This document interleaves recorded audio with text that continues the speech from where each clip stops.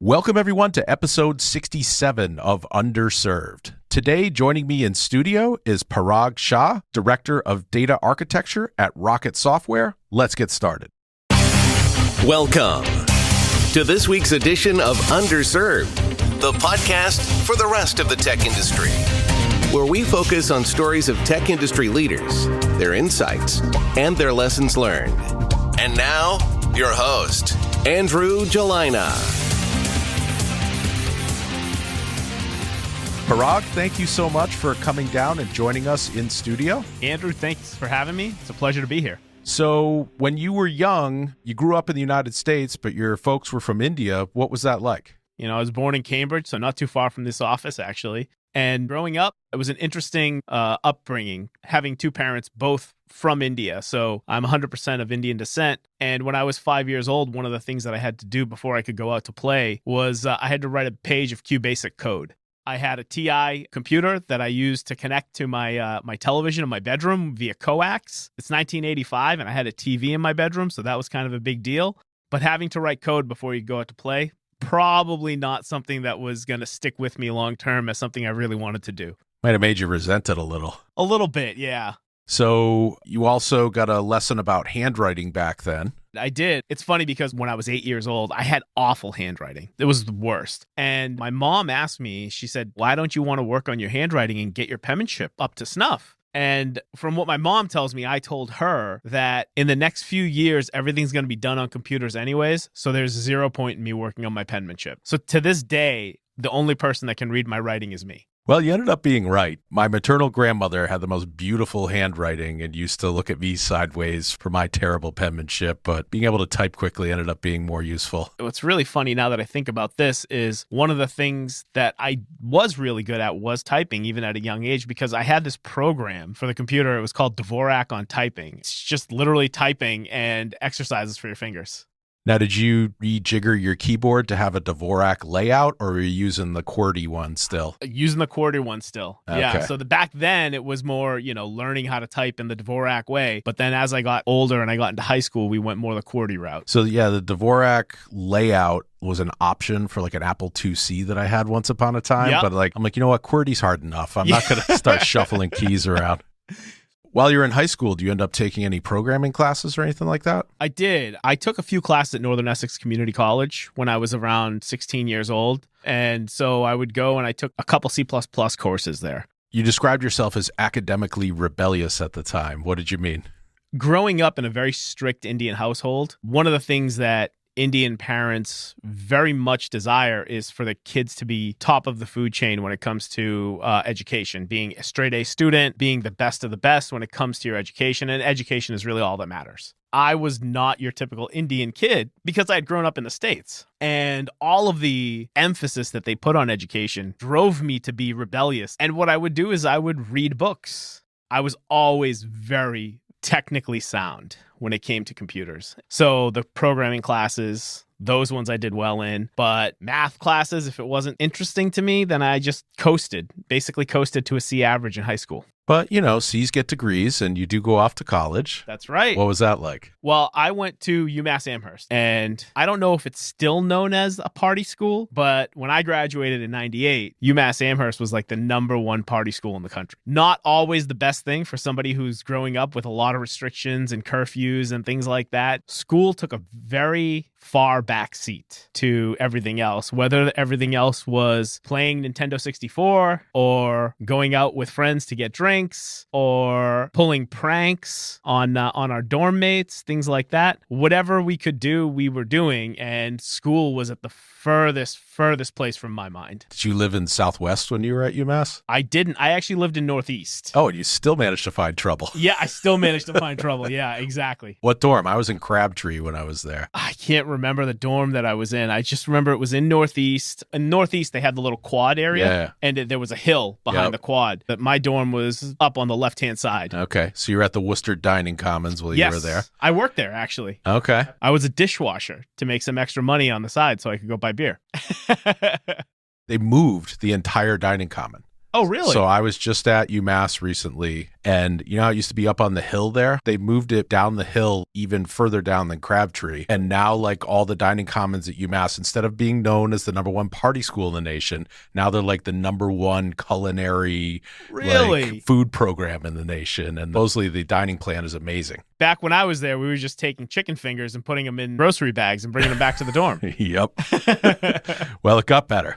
Well, that's amazing. So things aren't going that great. You end up saying, all right, I think I'm out of here. It was kind of a mutual agreement that probably wasn't the best for me to continue at UMass Amherst with the state of my grades and where I was going. May have been kind of a waste of money. So what happened was it was summer break after my freshman year, and my dad was working for a company called Ciratech. One of the things that they made was barberware pots and pans. It wasn't their primary, but they did do silverware, all sorts of different things. And they had a computer room, and they were looking for a temporary computer operator, someone to break down Greenbar reports over the summer. And it was a great gig for me. It was paying, I think, at the time, and this is 98, I think somewhere around $15 an hour. And I went there and I started working and I started learning it. Like I said, my technical background was sound. I picked things up when it came to tech, and I basically picked up everything that they were doing there really quickly. You were using some Oracle technologies there? In the computer room itself, we were using an HP 3000. So it was all an Ask Man. And we had an Oracle DBA. So there was an Oracle database somewhere at the company. And that Oracle DBA, he introduced me to Oracle and said, hey, you might have some interest in this database stuff. And so you end up writing a bunch of queries and kind of working your way up through that system? Pretty much, like just worked my way through. I was in charge of executing the stored procs and things like that to create the Greenbar reports from the HP 3000s. I don't know if you remember Greenbar printers, but it would basically be a stack, maybe like a foot high of reports that you just needed to find the cover page and the end page and rip it off and put it in a box for someone to read. And they would come and collect their reports from that box. But at the time, I got to the point where I was really good at it, and I was starting to understand their month-end process, the day-to-day operations. And when the time came for me to end my internship, my boss at the time, she said, would you like to stay on full-time? I talked to my dad, and we had a discussion about it being something temporary. From there, I started working in the computer room full-time. I was learning a little bit on the side here from this gentleman, Stan. I decided, okay, I want to check out this Oracle stuff. So there was a school in Medford called Zintra Institute of Technology. It was not what you would expect a school to be. It was basically an empty apartment. And I would go there for 3 hours, Monday and Wednesday night. And that's where I first got my real exposure to Oracle. Do you end up moving into management there? I did. I moved into a management role when I was around 21 years old. My manager left, and my manager's manager asked me to become the new manager because I understood all the processes that were going on. And I think at the time, they could probably see some of the blossoming leadership skills that they themselves may have had. Not a happy ending to that one, right? Not a happy ending at all. I was that manager for about a year, and then I was laid off when the company was purchased. This was my first real job, and it was my first and only time being laid off from a job. And I was extremely upset. I couldn't believe what had happened to me. I was in the dumps, completely miserable.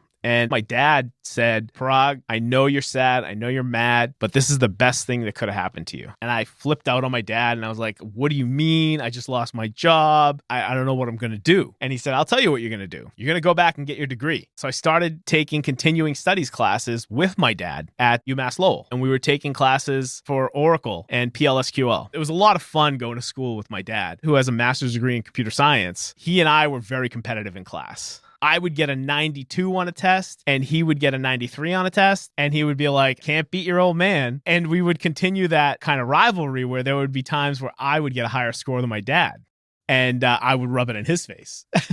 And you had a good quote during the pre-call. You said, things change when you're paying your own money for tuition. That's right. That's what I was doing. I was paying my way through college now. And when you start to pay your own way through college, you start to realize that that's your money that you're spending on this, and you need to get value from that money. I think having the real world experience helped me as well, but I started to take a lot of classes so I could graduate as fast as humanly possible because I wanted that ability to get my foot in the door and start a new career. Where do you start your career after graduating? So I started my career at a funny place. I went to work for the New England Confectionery Company, which you may know of. Have you heard of them? I have. They make Necco wafers. They do make Necco wafers, the worst candy in the world. Turns out they make other stuff too. Okay. Have you heard of the Clark bar? Yep. They make the Clark bar. I didn't know that. They have a Sky bar. Yep. 4 different kinds of fillings with chocolate on the outside. They make that. Not really good for your blood sugar, but really good for a 20-something-year-old kid who wants to just walk into the warehouse and eat some candy. That sounds like a good perk. It was good and bad, right? Because you have all this junk food at your fingertips. Yeah, I'm sure your dentist was psyched too. Absolutely. One thing about that, though, my boss at the time there, he was in charge of the entire ERP. And during the interview process, he didn't ask me a single technical question. So what he did was he asked me to solve problems. And really, he wanted to see my aptitude and how I thought things out. So we started doing whiteboard sessions. And he's like, how would you do this? I was like, well, what I would try to do is I'd try to do this, maybe try X, Y, and Z. If none of these worked, I'd try this, and then we'd move on from there. And I guess he thought that I had some promise and I had some aptitude. So he hired me on to go and work with SQL Server 7, writing queries and writing reports in a tool called MyEureka. And are you doing like production support and releases and stuff like that? No. They probably had releases with the ERP. My role was really around reporting, and there wasn't as much stringent controls around that. We were using this tool called MyEureka and reporting on a SQL Server database. This was my first time where I had the first big screw up of my career. I learned about a piece of code called the no lock on a query. The old paren, no lock, and paren. That's correct. So I see you've had some issues with it yourself. Everyone learns that one the hard way. Yeah. So what happened to you? Well, I was writing a query for a report, and I executed the query without no lock, and the ERP went down. And as they were scrambling to figure out what was going on, my boss came over and he asked me if I was doing anything, if I was writing any queries. And I said, yeah, I've got this one that's been executing for like the last 45 minutes. And he looked at it. He immediately killed the query, and they were able to get the ERP back up. And that's when he taught me about no locks. I had written a Cartesian product, so that query was going to run till the end of time if he hadn't killed it. Yep. We learned that at Monster very quickly. Either no lock or set isolation, read uncommitted, so that you are not tying up the database for everyone else. That's right. And you know what? You only need to learn about it once. You are listening to the Underserved podcast. Underserved is produced by Syrinx, the developer-founded, developer-run software consulting company. For more information, visit syrinx.com. That's SYRINX.com.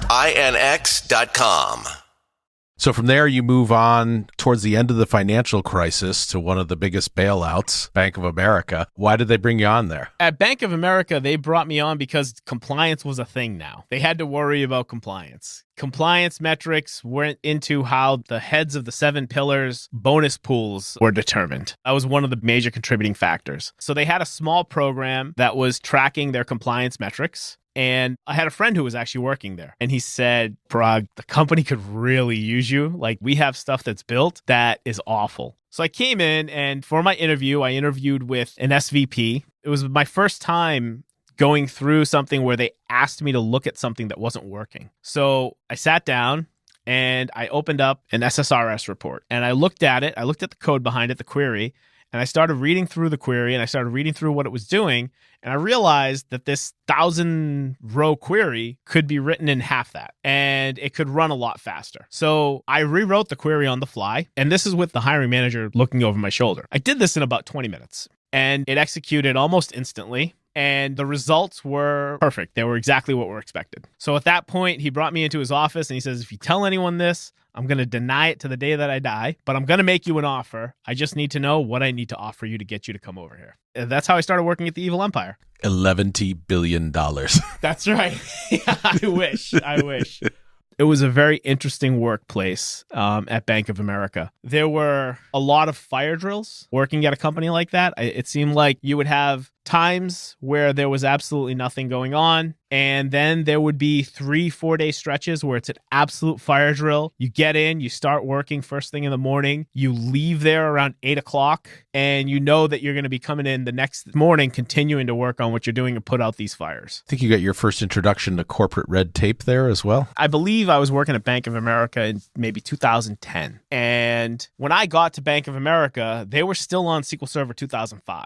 And I wanted to move us to SQL Server 2008 R2, which is the most recent release. And I had to talk to IT. Oh, that's one thing I should clarify here. I wasn't IT at Bank of America. You were shadow IT? I was shadow IT, which as far as I'm concerned now is a dirty word. I look back and I realize that I was shadow IT, and I think to myself, wow, I really, really hate myself.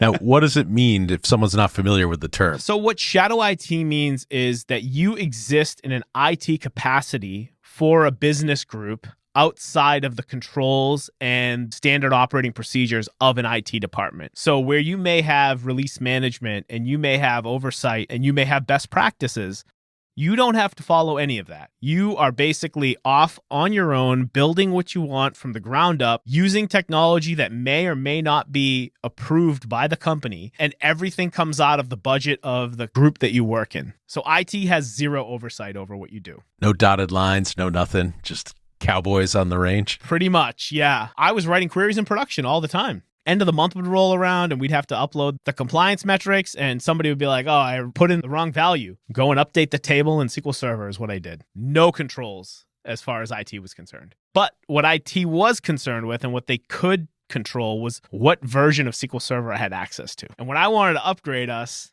I had to basically beg and plead with the guy who was in charge of the database side in IT at Bank of America. We worked really hard and we worked together and we talked through why I wanted to upgrade, some of the capabilities that we would get and some of the new functions that were available and things like that. And we started to go through the process to get it approved. It was a long process, but we did get it approved eventually. Now, are you down in North Carolina or up here? I was up here. I worked on Federal Street in downtown Boston, the financial district. I had to go down to North Carolina maybe like twice a year, 3 times a year. And where do you move on to after Bank of America? After Bank of America, I moved on to a company called Intrinsic. And most people haven't heard of Intrinsic. It's a small company. But right before I moved there, they were acquired by a company that also a lot of people don't know about, AmerisourceBergen. They just happen to be a Fortune Top 15 company. So they were purchased by ABC to be their business intelligence arm, their analytics arm. I went over to ABC, and one of the things that was interesting about that was when I gave my 2 weeks notice at Bank of America, my boss flipped out on me. He was not happy. He screamed. And he said, after everything I've done for you, you do this. And then about an hour after he flipped out, he asked me to come in his office and he apologized. And he said, I'm sorry. It took me by surprise. I shouldn't have acted like that. It's like, basically saying good luck in your next role. Please sign this release. Right. right. Please sign this release. And from there, I went to AmerisourceBergen. And this was a fortuitous place for me to take my career because AmerisourceBergen is also where I met my wife. She was working in customer support and I was working on the BI team. So we didn't interact at all at work.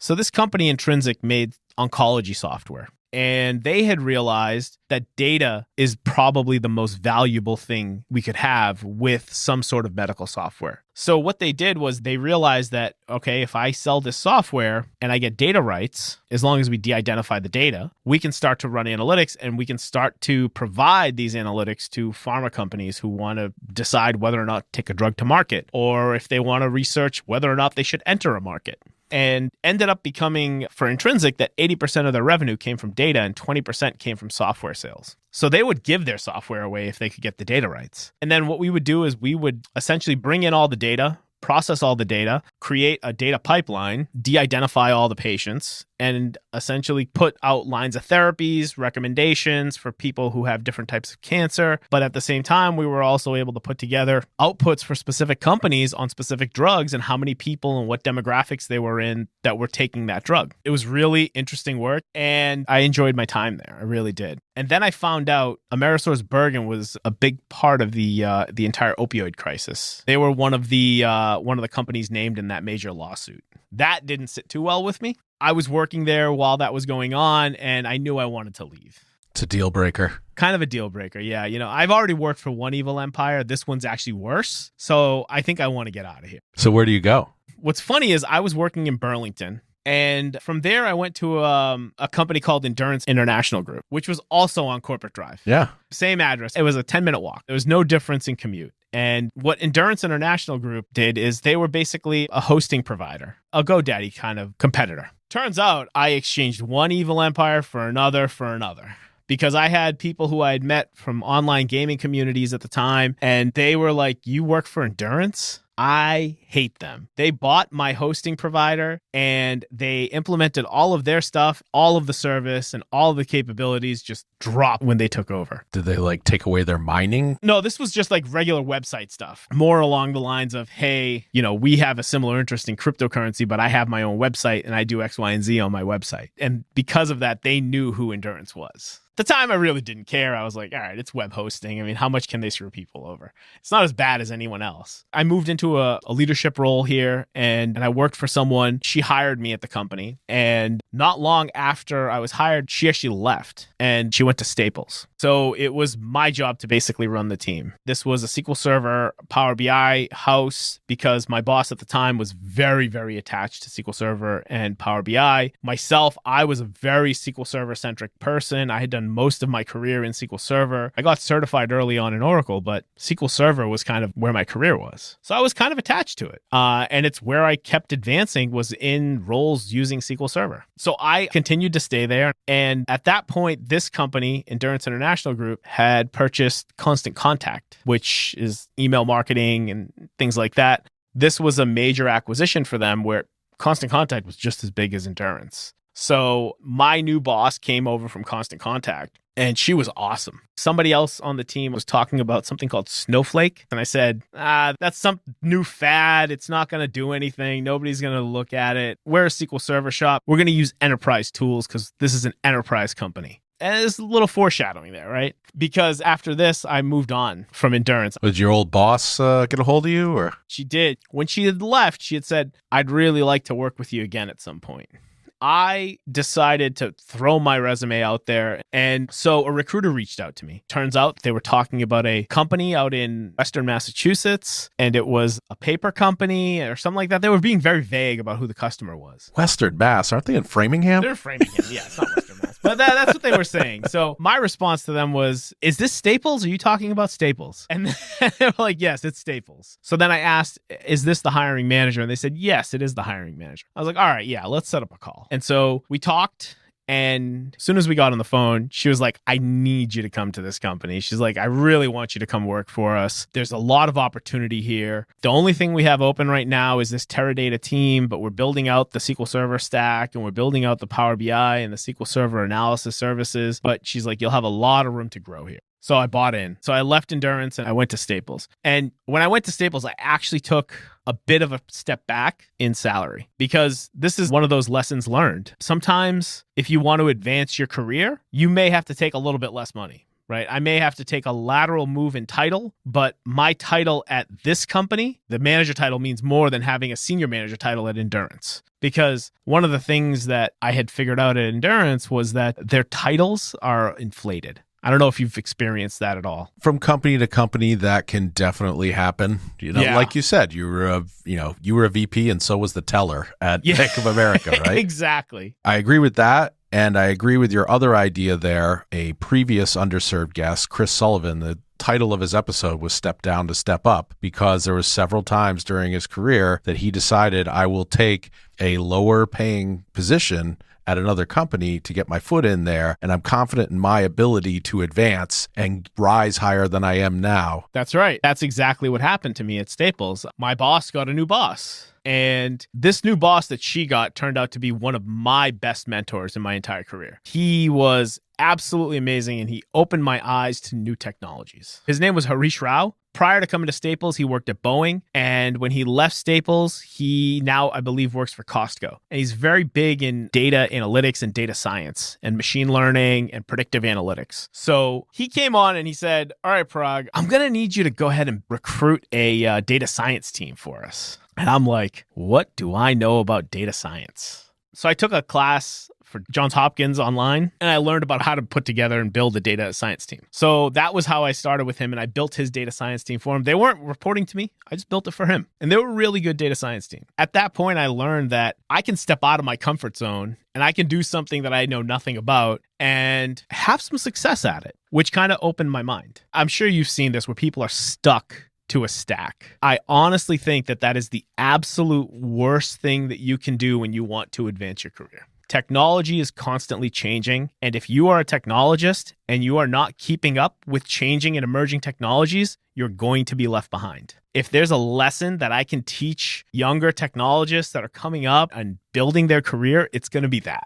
Do not get stuck to a stack. And get used to being uncomfortable. Yes. Because going to the new stack, you're not going to be the best at it. Other people are going to be better. It's going to take you longer to do stuff at first. You're going to be mad at yourself. You're going to say, why didn't I just stick with old stack? But you got to fight through all that and then eventually get to mastery. And then you're like, oh, hey, I'm much better off. Exactly. And then the more you do it, the more comfortable you get doing it. So get out of your comfort zone. That's a theme. Step out of your comfort zone and don't get stuck to one specific thing. So that was when Harish opened my eyes and he said, I want you to go evaluate a product called Snowflake. And I thought to myself, oh, this again. And so I reached out. I had the guys from Snowflake come into the office and I met them and we talked about it. And I liked some of the things that they said about their product and what it does. One of the things being, distributed storage and compute. Kind of revolutionary at the time. If you looked at Microsoft Azure SQL Data Warehouse, you looked at Amazon Redshift,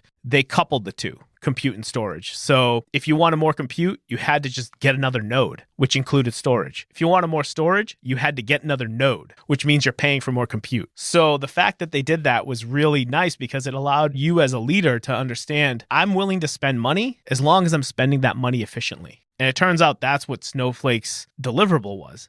Allowing you to efficiently spend your money. I am altering the scope of the project. Pray I don't alter it any further. Excellent. Let the scope creep flow. Keep adding features. To deploy the release, deliver first. You must. I find your lack of faith in change management disturbing. Missing your deadline is the path to the dark side.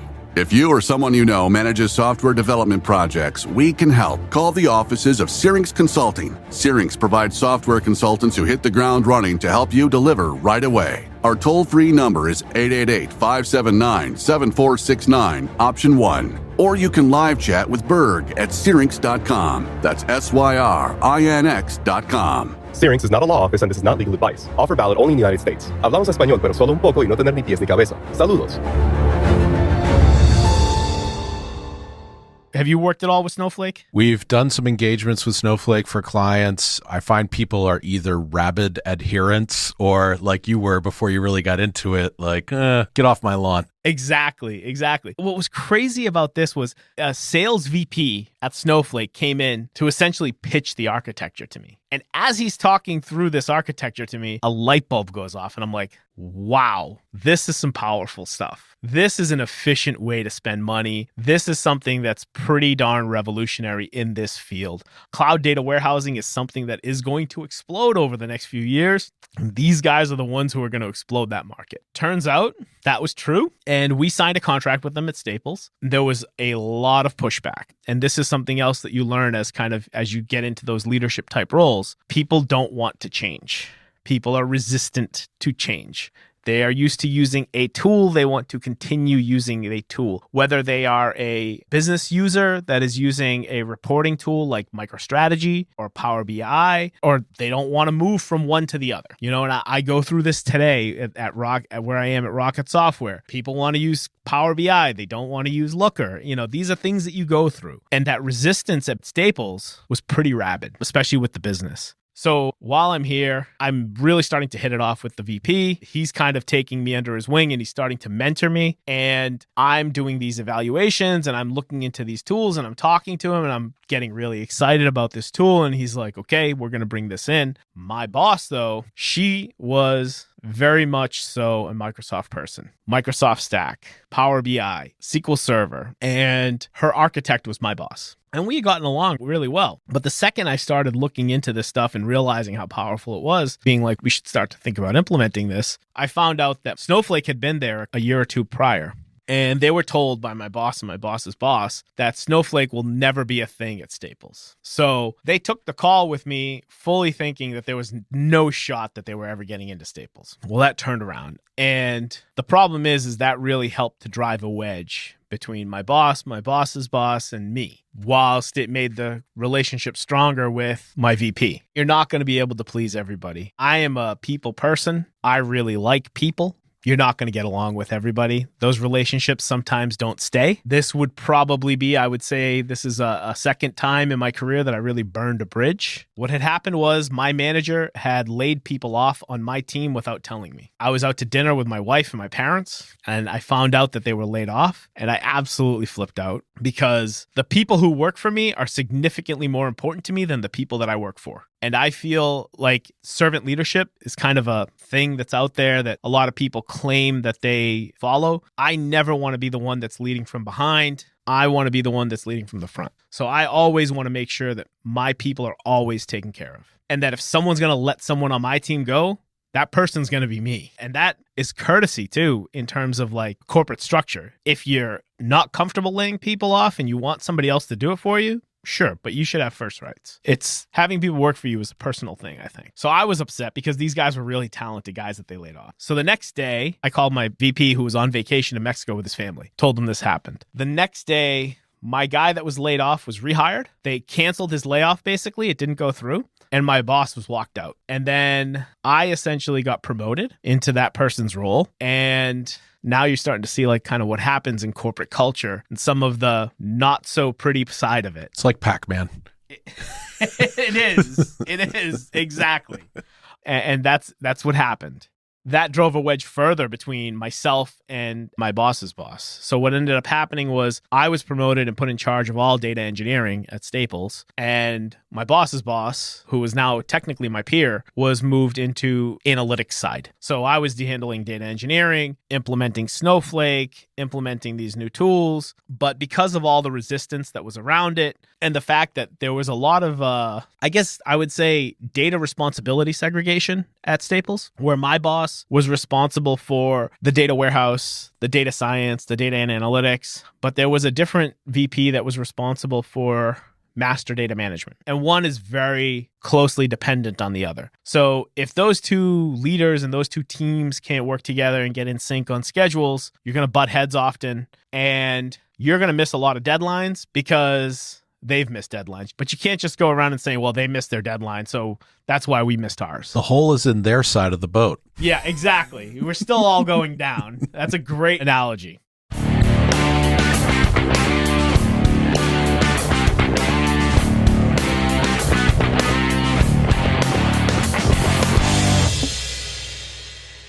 I wasn't really happy at Staples anymore. I was like, we're doing all this cool stuff, but we're getting all this pushback. We're trying to modernize this company. It would have been really nice if we had gotten the go-ahead for a greenfield approach, but at a company like that, you're never going to get that. There's no such thing as a greenfield approach. It was a lift and shift or a greenfield. They opted to go with a lift and shift off of Teradata and onto Snowflake. That's doable. But the problem was, as we're doing the lift and shift, they're asking for new capabilities. And this is something that people will learn in their careers. Oftentimes, you start a project that is a moving target. And understanding when to put your foot down and say enough is enough, you guys are making it so we cannot complete this project in any sort of reasonable time, is something that you're going to learn. And you're going to learn it probably when you move into that type of leadership role. You have to get used to being able to put your foot down. So we kept getting these new capabilities, and it turned into a mashup of a lift and shift and a green field, which is never going to be a success. It's so hard to do that as you're trying to move the exact code from Teradata over to Snowflake and build all these queries and schedule everything. And it just turned into a real nightmare. And then there was a lot of butting of heads at the top.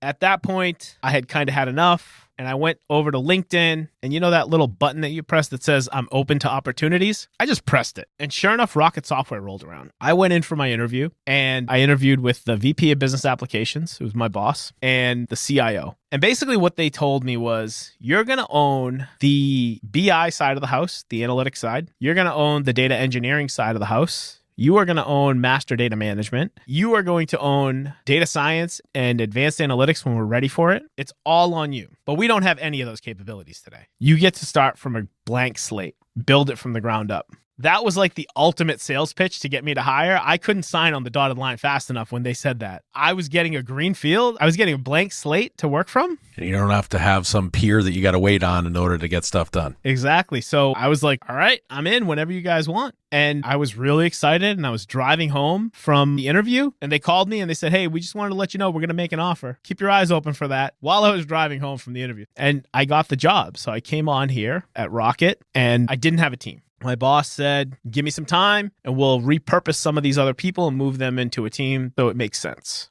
And that's exactly what he did. So I inherited 3 folks that worked there.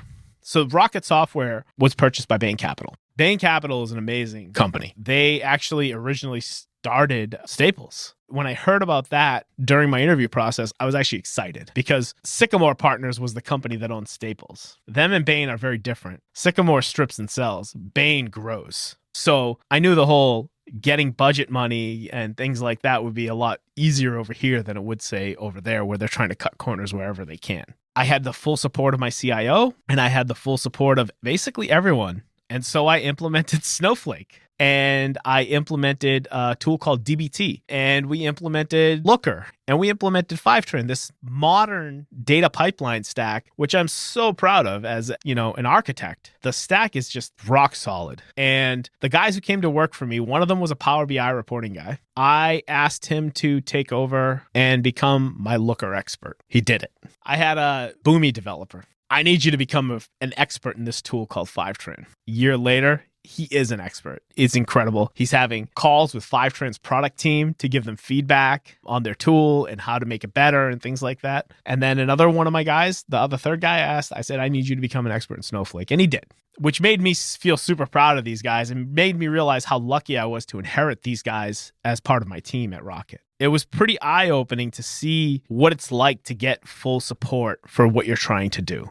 This was also my first director role, so it was a high visibility role. Early on when I was telling you about my guys who got laid off, how I feel about the people that work for me. Well, I feel the same way about these guys. One of the things that I disliked when I got there was that nobody in the company knew who any of them were. I had problems with that. You guys are doing stuff that's going to allow this company to either make or save or have direct impact on revenue. People should know who you are. So I started exposing them to C-levels and getting them out there and getting them out of their comfort zone and help making them think. And one of my guys told me, actually, we had our one-on-one today, and he said, before you got here, my brain didn't need to work. He's like, and now it's working every single day, and I'm learning new things, and I'm getting out of my comfort zone. And he's like, I'm going out there and I'm making presentations. He said, I couldn't have done that without you coming in here and challenging me to do it. So that really feels good. This is the good part of this. There's bad too. Nothing's ever all good, unfortunately. There are things that go well. There are things that don't go well. As part of the person who was in charge of master data management, so one of the things I was building was the product MDM, which the CEO of Rocket Software was very, very connected to. The CEO of Rocket Software originally was a developer, and he started Rocket Software. So he was very close to the products. I was building it. I was charged with building this. So I brought in an MDM guy who I worked with really well over at Staples. And he was all about it. So we went out, I evaluated some tools. I evaluated the standards that you see for master data management, like Informatica and stuff like that. And then I saw this tool called PIMcore, which was open source and highly customizable and something that you could use not just for product master data management, but maybe for document management and for customer data management, potentially a MDM tool. So I tried to get in touch with them and I couldn't get in touch with them. And I saw on their website that one of their partners was a consulting company called Happiest Minds. So I reached out to them. And I said, hey, can you guys give me a demo of this tool? And they did. And we went into a relationship with them. We brought on this tool, this MDM tool. We brought on this company, Happiest Minds. Nobody had heard of either of them. A year later, they're both moving up in the Gartner Magic Quadrant to the up-and-comers, both Happiest Minds and PIMcore, which is amazing to see. Reinforces your decision when you made that decision back when I'm a hipster at this point, right? I'm like, oh, I knew about these guys before they were something. You have chosen well. Yeah, exactly. We like when Google bought Looker. Looker's clearly doing something right, so I'm glad we brought these guys in to, potentially go with this tool. We started implementing this. I'm butting heads with the CEO. He's trying to get me to build this and lead this and kind of come up with what we want to do myself. But he actually has an idea of what he wants it to be. So I thought, I don't know, I might get fired from this job after one bad meeting with him. And it turns out I wasn't getting fired. We built what we wanted to build, and we put in this product master tool. We built an integration with Salesforce and our Oracle ERP, and it was a great success. Now we have a standardized product hierarchy throughout the organization. We have all these golden record attributes that we're pushing to downstream systems, and we're just building out integrations now. And it was such a success that we got the okay to move forward now to build a customer master, which is awesome. You're just getting all this good stuff that's happening. And I've got my boss, the VP of business applications, behind me. I've got the CIO 100% behind me. Everything is amazing. Like, things are going really well, but I'm butting heads here and there. December of 2021, I'm informed that the CIO is leaving and that there's an interim CIO coming in. Really tough, because I had a really good relationship with the CIO. So that was very bittersweet. It's cool to get some new ideas in with a potential new CIO who came from the main bench, but it's pretty bitter because I'm losing one of my biggest proponents. But at the same time, there were things that he wanted to do that I didn't agree with. And we kind of went back and forth on some of these things. Like, he wanted us to try to use data science to be able to do acquisitions better and better at integrations. I didn't see a good way to do that. Yeah, it's never going to be 100% match. It is. But now we got this new CIO who's wonderful. She's amazing. And I think she's the right person for the job. And I'm very, very much so looking forward to working with her. Yesterday, found out my boss is leaving. He called me and he let me know that he's leaving. He talked to me and he told me, I have good news and I have bad news for you. And I'm like, well, give me the bad news first. And I'm leaving. And I was like, well, that's really a big blow. I'm seriously upset about this and I really need to digest. And I'm just blabbering on at this point. Good news, you have my job now. The good news was you're getting a promotion. And this all happened yesterday. So this is all very fresh. But these are the kinds of things you go through as you kind of climb that corporate ladder. You realize there's a lot of turnover at the top. And the lower you are, the less impact it has. If it does have a low impact on you when you're lower on the ladder, that means the people above you are doing their job. The problem is when you get to that point where you're the one that's filtering things and making it so there's not a big impact to you when something like this happens, you realize as you grow, the more of an impact it has on you. You got to be able to absorb the blows. That's really what it is. You got to keep your head on a swivel. You need to be agile. Everyone talks about the agile methodology versus the waterfall methodology with software development. And I think a lot of times people say you have to be agile and they mean that. But what a lot of people think is kind of the way I'm describing agile, right? Like, you have to be able to move and shift and change what you're doing really fast. It's something that you really need to get used to. Parag, thank you so much for coming down and sharing your stories and experiences with the listeners of Underserved. Andrew, thank you guys for having me. This was a blast, and I really enjoyed myself. Excellent. And we'll talk to everyone soon on the next episode of Underserved. Thank you for listening to the Underserved podcast. For more information on the topics discussed and for show notes, visit the show website, underserved.fm. And please be sure to rate, like, and subscribe to Underserved on Apple Podcasts, Google Play, Spotify, or wherever you listen to podcasts.